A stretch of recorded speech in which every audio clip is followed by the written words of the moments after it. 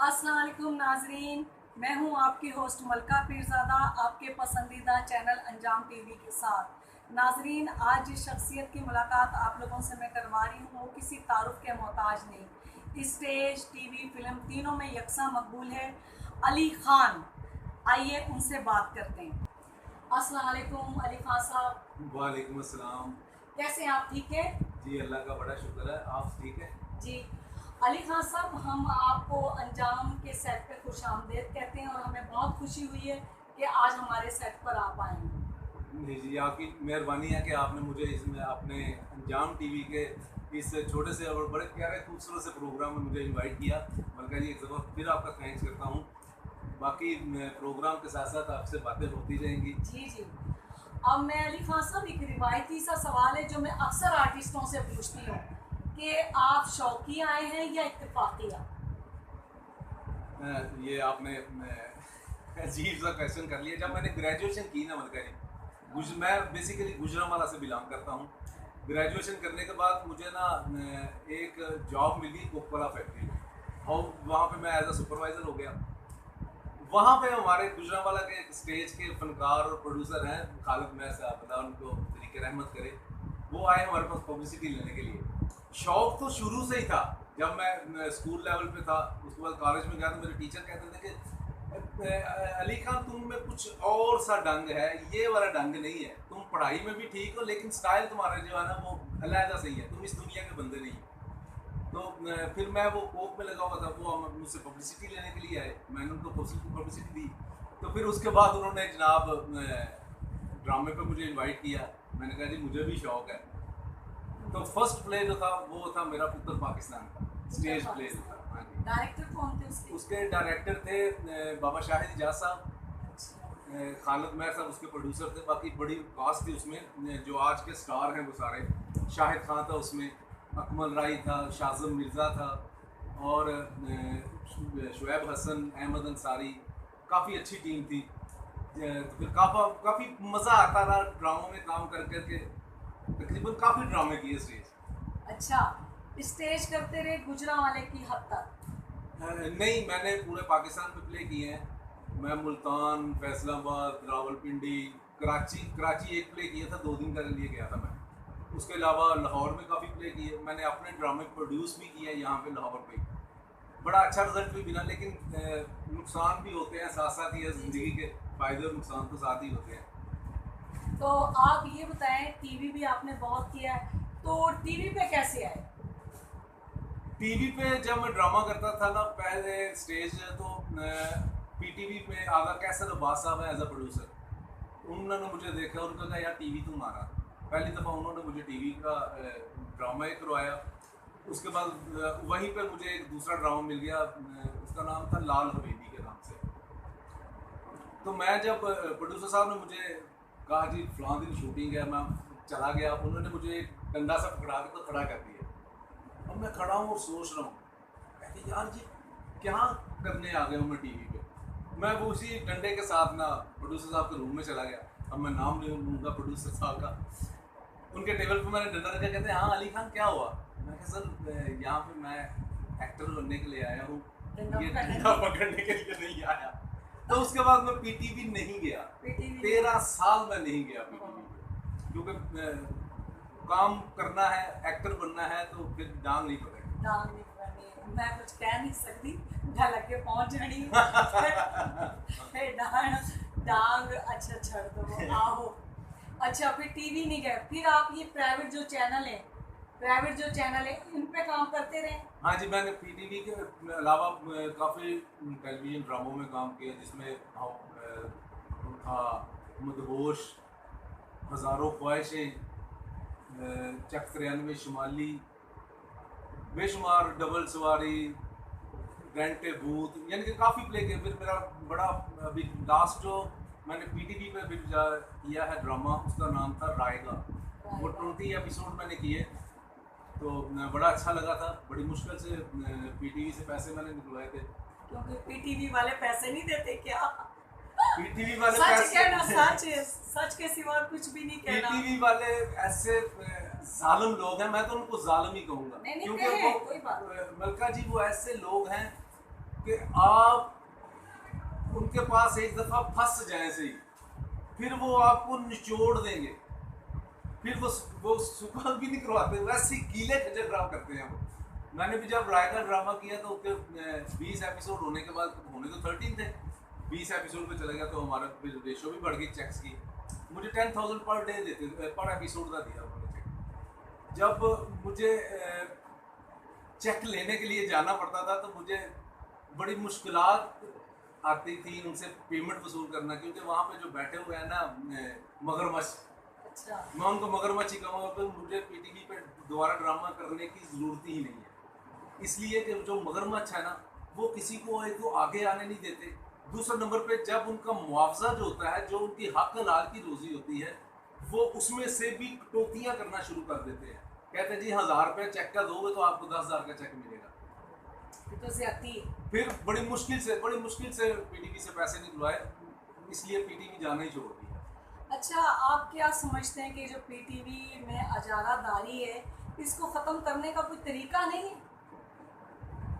खान साहब की हुकूमत जब अभी आई थी तो मैंने शुक्र अल्हम्दुलिल्लाह अदा किया था कि मैंने कहा चले अब पीटीवी भी सुधरेगा। लेकिन खान साहब बिल्कुल ही, इमरान खान साहब अपने पीएम साहब से रिक्वेस्ट करूंगा कि पीटीवी की तरफ भी ध्यान दें। पीटीवी में मलका जी, आज से जब मैं पहला ड्रामा करने के लिए गया ना, तो उस वक्त मैंने गेट पे वो बंदा देखा जो अभी रायगा ड्रामा करने के लिए गया तो वो प्रोड्यूसर था।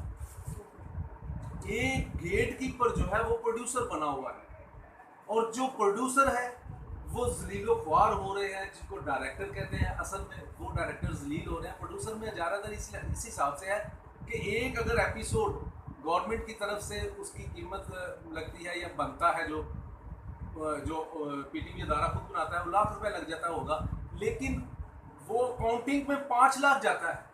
अच्छा, ये चीट है ना? जी जी, वो ये चीट है, गवर्नमेंट से चीट है ये 5-5-10 हज़ार रुपए जो डायरेक्टर के बंदे, प्रोड्यूसरों के बंदे होते हैं ना, 5-5-10 हज़ार उनके चेक डालते रहते हैं, आधे वो खाते हैं आधे वो खाते हैं। नहीं, ये ज्यादती है, आर्टिस्टों के साथ ज्यादती है। इसी वजह से शायद अल्लाह ने पीटीवी के अलावा इतने चैनल बना दिए कि अब काउंटिंग नहीं होती उसकी। हाँ बिल्कुल ऐसे ही है। तो इसलिए पीटीवी से दिल उकता गया हुआ है। अभी इमरान खान साहब से रिक्वेस्ट करूँगा कि पीटीवी का भी एहतसाब करें, और एक और जो आप पैसा भेजते हैं ना, अभी रिसेंटली आपने एक अनाउंस किया है, जब बजट में आया है कि 1 अरब रुपया जो है वो आर्टिस्टों को दिया जाएगा, लेकिन कभी आपने दोबारा पता किया है कि ये वाकई आर्टिस्टों को मिल रहा है कि नहीं? हाँ, ये भी अलमिया है। इस सेट पे नाजरीन जितने लोग आर्टिस्ट आए हैं, जो सिंगर आए हैं, कोई राइटर आया है, कोई डायरेक्टर आया, उन्होंने एक ही बात की है कि हमें पैसे तो खान साहब की तरफ से आ गए, मगर जो निचला तबका है, अफसरान है या जो भी है, इमरान खान की तरफ से तो उन्होंने भेज दिए पैसे। जी जी, अब जो है ना, हम तक कैसे पहुंचेंगे? वो हमारे जो बड़े बैठे हुए हैं ना, वो बड़े जालिम लोग हैं, बड़े जल्लाद हैं वो। मुझे कोई गर्ज नहीं है, क्योंकि मेरा राज़िक अल्लाह है, बिल्कुल मैं उस पर शाकिर हूँ। मुझे इनके जबास तरले मिलते करने की ज़रूरत नहीं है। वो मुझे बहुत अच्छा रिजल्ट दे रहा है, क्योंकि उसी ने मुझे थोड़ा सा काम दे दिया एक ज़रा के मुकाबले कि जाओ अली खान अपना रिजल्ट कमाते रहो। तो मुझे किसी से डरने की ज़रूरत नहीं है, ना मैं किसी से डरता हूँ। मैं ये कहूँगा, साफ कहूँगा, खान साहब अगर आपने पैसा भिजवाया है तो इसका दोबारा पता भी किया करें कि किसको मिला है किसको नहीं मिला।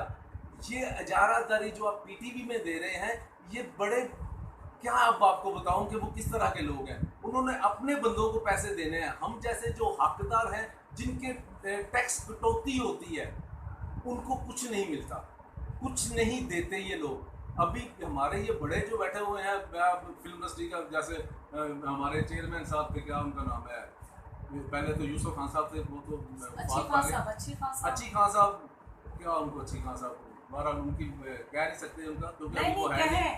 जो भी है ना, देखिए जी, बात गलत क्या है, जो मलका जी बात गलत क्या है, ये सबसे पहले तो इंडस्ट्री में पढ़े लिखे लोगों को आने ही नहीं दिया जा रहा। जो बंदा एहसास करेगा छोटा तबके का, क्योंकि खान साहब कहते हैं कि मुझे छोटे तबके से बड़ा प्यार है, मैं उनके लिए रोजगार फराहम कर रहा हूँ। तो इन छोटे, अभी मैं आपको एक बात बताता हूँ, याद आ गई, एक बात फिर वो निकल जाएगी जहन से। पिछले दिनों एक ना यहाँ पे मेरी आज़ादी फिल्म आई थी, फर्स्ट मूवी, तो वो बड़ी माशाल्लाह सुपर हिट रही। उसके बाद मेरी राउंड अबाउट आई, उसके बाद मेरी थर्ड मूवी आई थी दाल चावल। उसी फिल्म के दौरान ही ना एक फिल्म की ओपनिंग आ गई एवरव्यू में, मुझे भी इनवाइट किया गया, मैं वहाँ पे गया, मैं बैठा हुआ था तो मुझे उन्होंने, शायद आप भी थी उस ओपनिंग में, तो वो मैं बैठा तो उसने मुझे डैश पे बुला लिया क्रॉस करके। मैं गया तो सबसे पहले मैंने उनका शुक्रिया अदा किया कि आपने बुलाया मुझे। फिर उनसे मैंने एक बात कही थी और यकीन करें मलका जी, 15 दिन तक मैं स्टूडियो नहीं जा सका क्योंकि वो सभी मेरे मुखालिफ हो गए हुए थे। मैंने उधर जब डैश पे खड़ा हो गया तो मैंने उनसे कहा कि मैंने कहा आप सबको मुबारक हो आपकी फिल्म के बारे में, तो मैं आपसे एक बात करना चाह रहा हूँ कि प्लीज़ किसी का हक ना रखिए, हर एक बंदे को पैसे दीजिएगा, जो किसी का 500 बनता है या किसी का 50,000 बनता है, इन सबको उनकी पेमेंटें ज़रूर दीजिएगा। और ये मेरा इतना कहना था और सारे मुखालिफ हो गए, वो कह रहे थे कि ये क्या बात कर दी तुमने कि पैसे देने। मैंने कहा यार देखिए, आपने फिल्म का नाम रखा था जिंदगी गुजारो, नहीं सॉरी उसका नाम था जिंदगी गुजारो हंस के। नहीं, ये तो उनकी मूवी थी, उसका नाम था अभी जहन में आ जाता है, नाम नहीं आ रहा। मैंने उनसे कहा, मैंने कहा जब आप उस बंदे को 500 रुपये या 1000 देंगे, उसके घर का चूल्हा जलेगा, उसके बच्चों के पेट में जाके खाना जाएगा, तो उसके ज़ुबान से, उसके मुंह से दुआ निकलेगी आपके बारे में, और फिर ये फिल्म हिट होगी आपकी। बिल्कुल बिल्कुल सही कह रहे हैं आप, क्योंकि जब किसी की हक तलफी करते हैं तो वो फिल्में कामयाब नहीं होती हैं। हाँ जी, बिल्कुल ऐसे ही है। मैं भी फिर से आपसे रिक्वेस्ट करूँगा इमरान खान साहब और हमारे जो सकाफत के वज़ीर हैं फयाजुल हसन चौहान साहब, खुदा के लिए आप अलहमरा में बैठे हुए हैं, अलहमरा के लोग कैसे हैं ये हम जानते हैं क्योंकि हमने उधर प्ले किया है, हम उनके बीच में बैठे हुए हैं, काम किया उनके नज़दीक। आप जितना पैसा भेजते हैं ये अपनों में बांट देते हैं, अपने अपने बंदों को दे देते हैं, किसी हकदार राइटर डायरेक्टर को नहीं जाते, एक्टर को नहीं जाते। ये टेक्नीशियन हज़ार जो स्टूडियो में बैठे हुए हैं, पीटीवी में बैठे हुए हैं, उनको उनका हक नहीं मिलता। हम आपसे रिक्वेस्ट करते हैं, खुदारा जो पैसा आप भिजवाते हैं उसको कंफर्म भी कीजिएगा कि किस किस को पहुंच रहा है। और मैं एक खान साहब आपसे रिक्वेस्ट करूंगा, इमरान खान साहब से, हमारे वज़ीर आज़म है वो, मैंने खुद भी पीटीआई का हूँ, उनको वोट भी डाला है मैंने, और गुजरांवाला जाके मैंने वोट डाला है। मैं रिक्वेस्ट करूँगा कि अगर आप मेहरबानी करें तो मुराद सईद को हमारा सकाफती वज़ीर बना देना, तो सारी करप्शन जो है वो आपके सामने आ जाएगी। Murad Saeed is a best politician. आपके साथ जो 10-15 बंदे लगे हैं बिल्कुल ओरिजिनल लगे हुए हैं बंदे। कुछ लोग जो हैं वो आपको कर देते हैं लेकिन हमें उनसे कोई तकलीफ नहीं है, हमारा लीडर इमरान खान है। तो मैं आपसे रिक्वेस्ट करूंगा कि हम आर्टिस्टों का ज़रूर सोचिए। ये एक छोटा सा पैगाम है लेकिन पैगाम बहुत बड़ा है। मैं फिर आपसे रिक्वेस्ट करूंगा कि इसकी पीछे ज़रूर देखिएगा कि किस किस को पैसे मिले हैं, किसको नहीं मिले। हमें तो सच्ची मुच्ची कोई नहीं मिले। हम 25 साल से इस इंडस्ट्री में काम कर रहे हैं, 25 साल लग गए हैं, फिर जाके हम ये काम करना शुरू हमने किया है। मगर पैसे नहीं दे रहे लोग।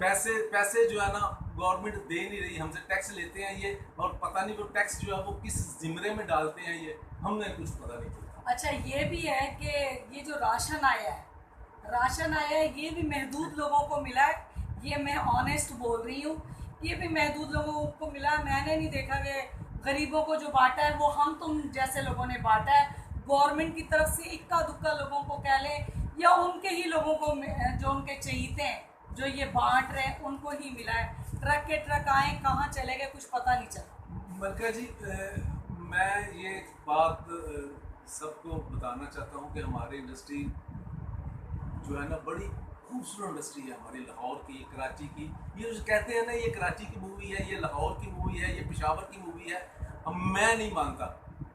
ये सिर्फ पाकिस्तान की मूवी है, कोई कराची नहीं, कोई लाहौर नहीं, कोई पेशावर नहीं, सब एक हैं हम, ठीक है। और मैं रिक्वेस्ट करूँगा अपने बड़े जो हैं हमारे, हम देखिए मलका जी, आप भी स्टेज से काफ़ी व्यवस्था रही है, टीवी भी आपने किया, फिल्म भी आपने की।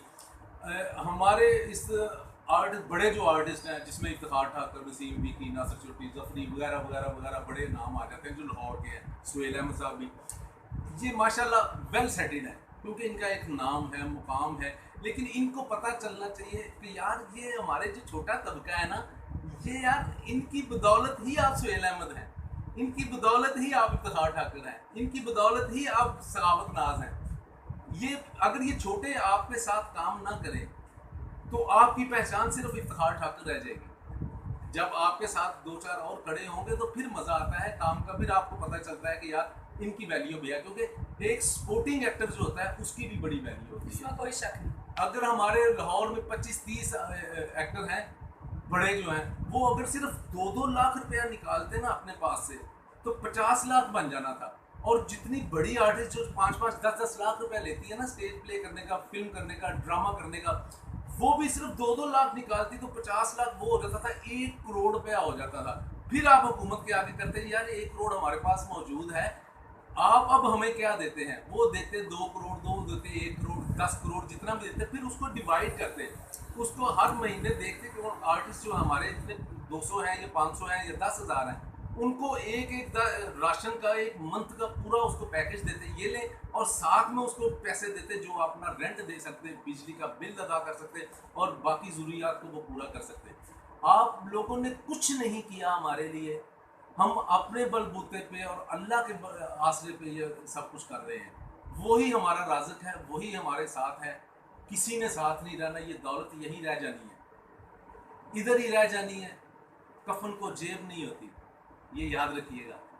आपके लिए ये एक मैसेज होना चाहिए कि आप हमारे बड़े हैं, मैं रिगार्ड करता हूँ सबका, लेकिन प्लीज़ मैं अपनी बात नहीं कर रहा, मुझसे और बड़े लोग बैठे हुए हैं जो कि इस वक्त बेरोजगार हैं, क्योंकि अगर टॉम क्रूज वेला है तो हम भी वेले हैं आमिर खान वेला है तो हम भी वेले हैं, हमें भी कोई काम नहीं है, लेकिन हम फिर भी छोटा मोटा काम करते हैं, इसलिए हम A+ में आए हुए हैं इस वक्त। मैं आपसे रिक्वेस्ट करूंगा कि हमारा ख्याल करिएगा जी। चले अली साहब, माशाल्लाह काफी बातें हुई और बड़ी संजीदा बातें हुई, संजीदा बिल्कुल, ठीक है ना, बातें की और हक सच की बातें हुई, बिल्कुल बिल्कुल। तो ये चले हमने काफी बात की, अब हम थोड़ा फनी उस तरफ आ जाए।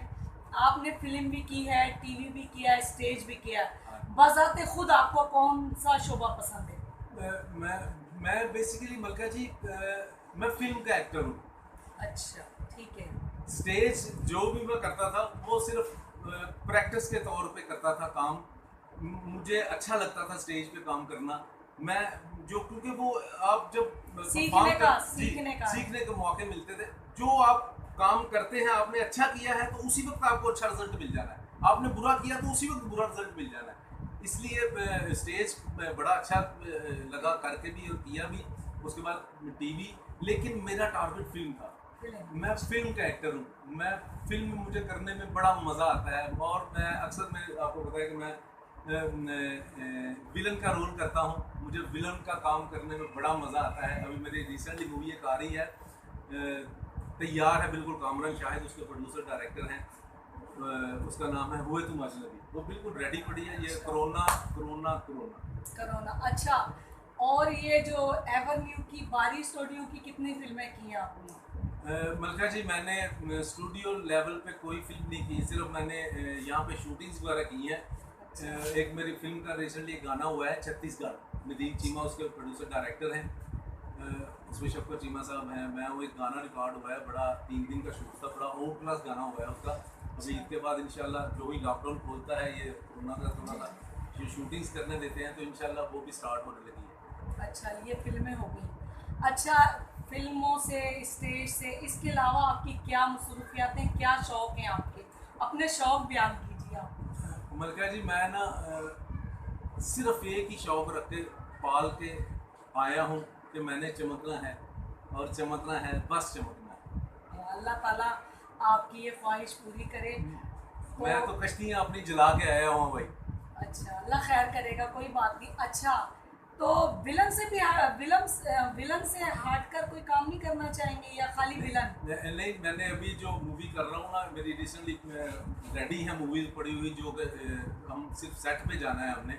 उनमें से एक फिल्म है, उसका नाम है अखाड़ा, दूसरी का नाम है सानू ना समझाओ, तीसरी का नाम है पंजाब 2006, और एक फिल्म जो बड़ी मज़ेदार सी मूवी बन रही है, जो जिसका नाम मुझे लेते हुए भी मज़ा आता है, उसका नाम है जी VCR।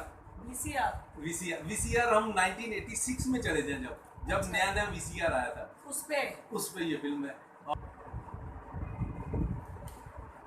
है एक फिल्म का जो मुझे जाती तौर पे बड़ा पसंद है, उसका नाम है वीसीआर। VCR। जी, हम ये फिल्म है जब वीसीआर आया था जी हमारे जी। दरमियान में, तो ये किस तरह हम वीसीआर को देखते थे, चोरी छुपे लेके जाते थे। ये बड़ी मजेदार सी मूवी है, लव स्टोरी मूवी है। इंशाल्लाह बहुत जल्द ऑन सेट होंगे हम। अच्छा, एक फिल्म आपकी दाल चावल है। जी, वो मेरी दाल चावल मूवी जो रिसेंटली रिलीज हुई है नवंबर में। अच्छा, उसमें भी विलन थे आप। मैं उसमें भी विलन था। अच्छा चले ठीक है। अच्छा, आखिर में अली साहब काफ़ी बातें हुई हैं आपसे, कोई नाराज़गी किसी से, कुछ ऐसा नाराज़ हो जाते हैं लोग या आप लोगों से जल्दी नाराज़ हो जाते हैं? बात मलका जी बता क्या है, हजूर सल्लल्लाहु अलैहि वसल्लम 40 साल की उम्र में उन पे जाके कुरान पाक नाज़िल हुआ। नबूवत नाज़िल हुई। नबूवत नबी तो हाँ। शुरू से ही थे सरकार, जब कायनात भी नहीं थी कायम हुई। तो हजूर सल्लल्लाहु अलैहि वसल्लम ने अपने प्यार, इखलाक और मोहब्बत से सबको अपनी तरफ खींचा। जी जी। मुझे सबसे बुरी बात वो लगती है जो सच्चाई को झुटलाए। मैं सच बात करने वाला बंदा हूँ, मुझे कुछ भी हो जाए मैं सच्ची बात करता हूँ, मैं झूठ बोलने की कोशिश भी नहीं करता। अगर कोई हो जाता है तो उससे बाद में एक्सक्यूज करे, यार मैंने इस तरह किया था।